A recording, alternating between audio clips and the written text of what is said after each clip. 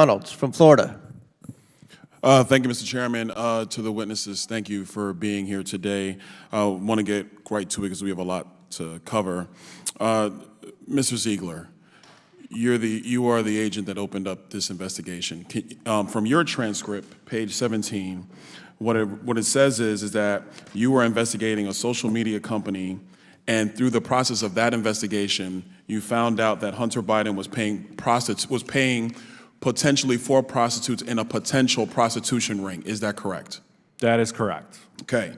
You also say that in the beginning phases of that investigation, reviewing bank reports, that there was evidence that he was living lavishly through his corporate bank account. Is that correct? And when I say him, I mean Hunter Biden. Is that correct? That is correct. Okay. Question for you, and also for Mr. Shapley. Is it a clear line of potential investigation if somebody is charging up massive living expenses through a corporate account and not doing that through their own personal accounts and not accounting for that properly on their income tax returns? Is that the basis of a criminal investigation?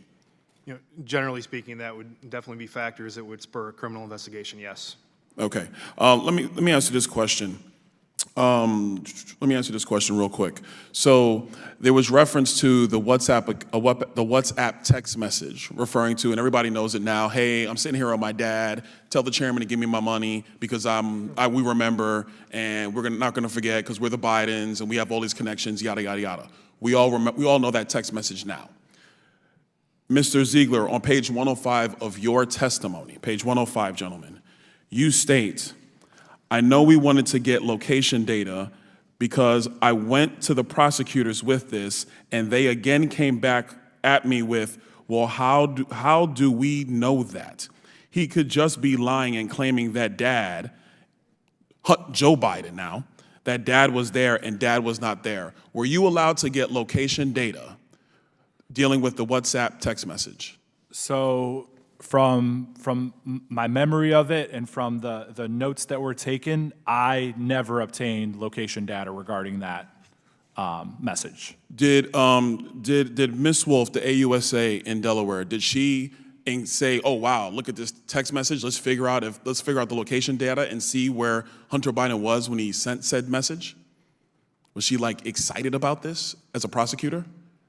So, I mean, when I asked her about the location data, in her response right here, it was her responding with, well, how do we know that? It wasn't yeah, let's try and figure that out. It was like, well, how do we know that? Well, did she read the text message? Because if I read that text message as a prosecutor, I'm saying, wait a minute, dad is sitting next to him and dad happens to be the now president, then vice president of the United States. Shouldn't we find out where Hunter was when he sent said text message? I mean, I'm not a prosecutor, I'm a finance guy, but that just seems like common sense to me.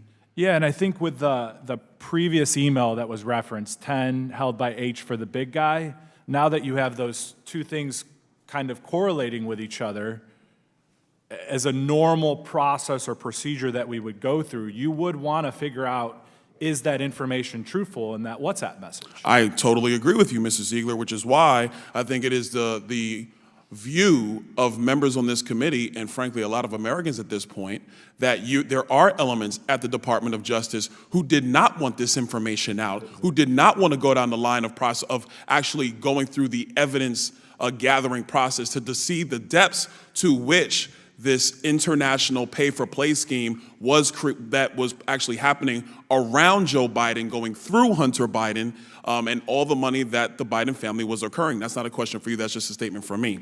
Last question, through your investigation, how much money did you uncover was coming from Ukraine, Romania, and China? If you hold on one second, let me reference the 17.3 million. Approximately. Okay, so 17.3 million through your investigation, and you and Mr. Shapley, you are the guys that investigate criminal tax evasion on an international scale, is that correct? That is correct. Okay, question for the chairman. Mr. Chairman, through the investigation of the Oversight Committee, about how much money have we seen come from Ukraine, Romania, and China? Over 10 million. Okay, so we have two separate investigations. One done by the investigative branch of the IRS that is charged with doing these types of investigations. These are the people you want doing them, and an independent investigation by the Oversight Committee. And we're coming up with the same amount of money, give or take a couple million, going through the same person in Hunter Biden. And his investigation is slow-walked. And we're supposed to sit here and think that Joe Biden knows nothing?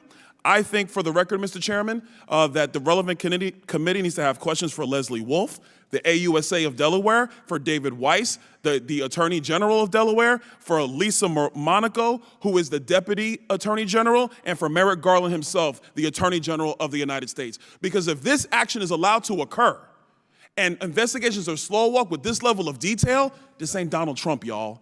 These are facts. I yield back. Thank you.